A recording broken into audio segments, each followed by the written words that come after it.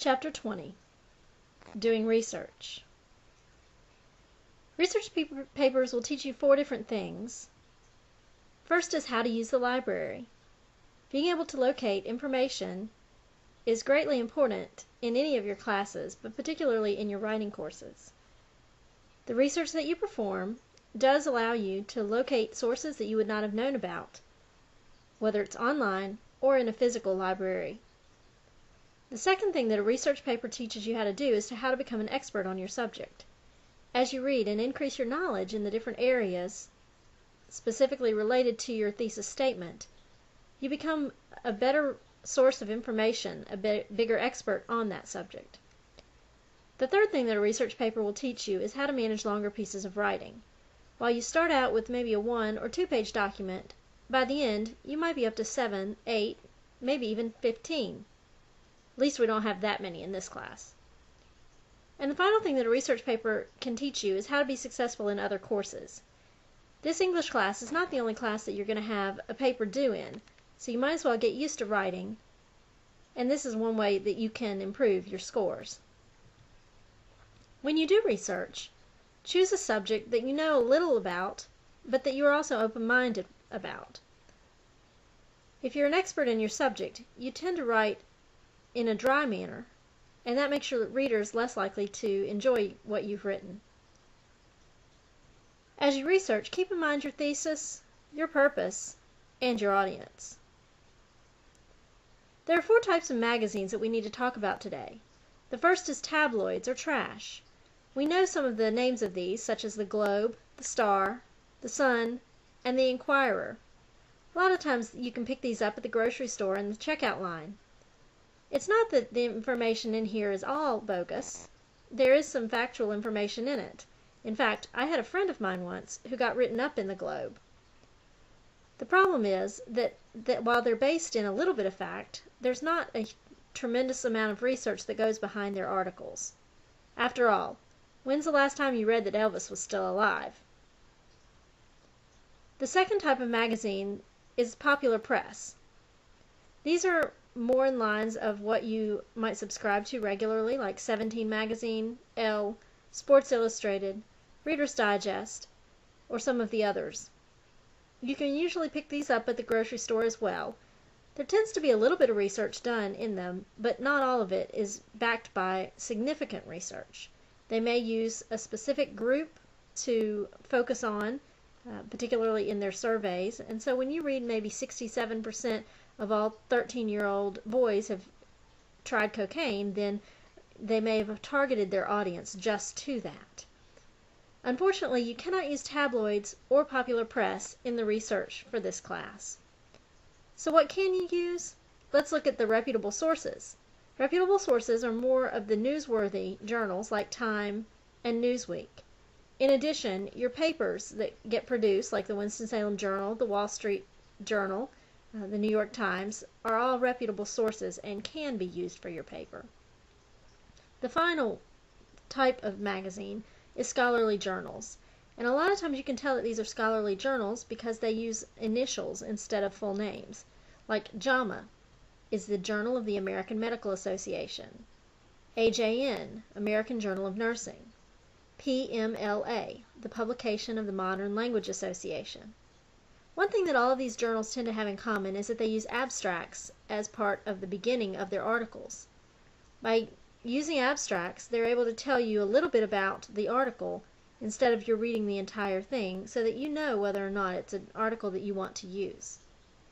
Traditionally, these are called peer-reviewed journals because there's a board of people who look at the submissions and then determine whether or not they're worthy to include in the publication.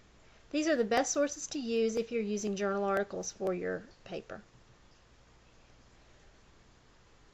Since we're in college, it's going to be something that you need to know that you cannot use encyclopedias for your papers. No significant research paper is going to use an encyclopedia as a major source. Note that encyclopedias don't necessarily have the word encyclopedia in the title, and your book chapter gives some of these. We all know, though, how an encyclopedia is organized. For the most part, it's organized alphabetically. You have the entry and then you have the information that follows it. Some are in fact ordered by dates instead of alphabetically, but again, it will have the entry and then the information about it. Encyclopedias tend to have common knowledge in them, and since you don't need to cite common knowledge, you would not be able to use an encyclopedia and list it on your bibliography. Places and sites like Wikipedia are in fact encyclopedias and will not be used in research papers as well. Let me talk for a minute about bibliography cards. Working bibliography cards or bibliographies are helpful. These are often done on note cards. Some people will also use half sheets of notebook paper. On these cards you need to include things like the author, the title, the city of publication, the publisher, and the year. If it's a book, perhaps you want to put the call numbers. If it's a website, you need the entire website address. You also will put in the top right hand corner a source number, starting with the number 1, so that you'll be able to go back and reference a source without writing all the information back down. Also, the information that is contained in the book or in the article is very helpful. You can either put that down at the bottom of the note card or you can put it on the back of the note card. Use one note card or one half sheet of notebook paper for each source, and make a card for the source even if you don't use it, because it's a lot easier not to type in that information than it is to go back and try to hunt and find that article or that book again. Finally, do not use the citation directly as it's written from maybe a previous article or a secondary source, because that may not be in Modern Language Association format. It may be in APA format or Turabian or Chicago style, one of the others. Let's talk for just a minute about note cards. Notes should be put on the note cards, and just one note per card or per sheet of notebook paper. Look for any fact or idea or opinion that isn't regularly known but may relate to your thesis. Try not to take notes randomly. By doing so, you often lose time and effort because you won't need those. You only want to write down information that's directly relevant to your thesis. Once you have the note on the card or on that piece of paper, make sure you know where that note came from. You want to put the number of your source on the note card that matches the one that's from your bibliography card. Here in this slide, you see what I've done. On the left, you see the bibliography card that has the author, the title, the publisher, date, call numbers, etc. on the card. On the right-hand side, you see the note card. At the top, I have a description of the content that's on the card. I have the page number that I took the information from, and I have the information. In addition, you see the number 3 corresponds with the number 3 on the bibliography card. This is one way that you can keep track of what source is giving you the information that you're putting in the paper without having to write down lots of the information like the author and the title. There are 3 ways of including quotes in your paper, and all 3 of them must be cited to prevent plagiarism. The first of this is a summary, and this is just a short restatement of the original source. It is in your own words, and it may or may not follow the word order of the original source. The second is a paraphrase, and it's a more expanded summary. It contains words and some phrases from the original source, but it follows the order and the idea of the original material. Often it's much longer than the summary. The summary is quite short. The third is a direct quote. This is a word-for-word account of the original source. It literally is the passage just lifted from the original book into your paper. The direct quote must be in quotation marks, whereas the summary and the paraphrase would not.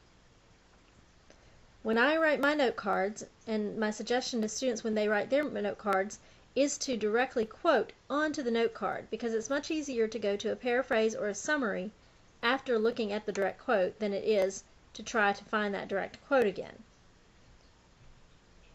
This next slide shows how someone might take a direct quote directly from this book and modify it to put into a paper.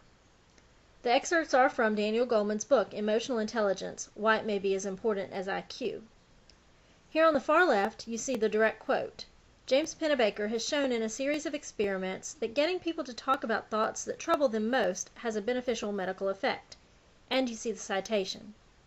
If I were to paraphrase that exact excerpt, I might say Pennebaker states that an experiment proves that talking through troubling thoughts increases health. You see that I still have it cited with Goldman 180, that would be the page number, but it is not in direct quotations. On the far right, you see the summary. Pennebaker describes his study, noting the health benefits of discussing emotions. It still has some of the same feel of the original work, but I have summarized it and made it shorter. I could go back to the original source if I wanted and find out more about it, but for my purposes, this summary works.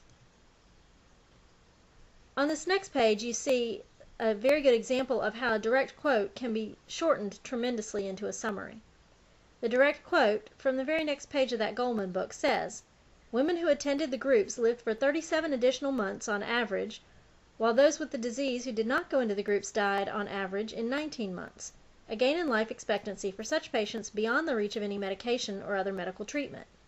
As Dr. Jimmy Holland, the chief psychiatric oncologist at, and I've removed the hospital name there, a cancer treatment center in, I've also removed the location, put it to Goldman, every cancer patient should be in a group like this. Indeed, if it had been a new drug that produced the extended life expectancy, pharmaceutical companies would be battling to produce it. That was the direct quote. The paraphrase is slightly shorter, but it has the same information. It's just reworded into my own words. The study showed an increase in average lifespan from 19 months to 37 months when the patients were treated with the support group therapy than with the medication alone. Jimmy Holland remarked, every cancer patient should be in a group like this. Goldman believes that drug manufacturers would fight for the opportunity to be the first to market this treatment if it were a medication. The content is the exact same, I've just reworded it. Finally, on the right, you see the summary. Here it says, Goldman cites a study that shows that a non-drug treatment nearly doubled the average lifespan for cancer treatment patients, and even remarks that the correlation is undeniably strong.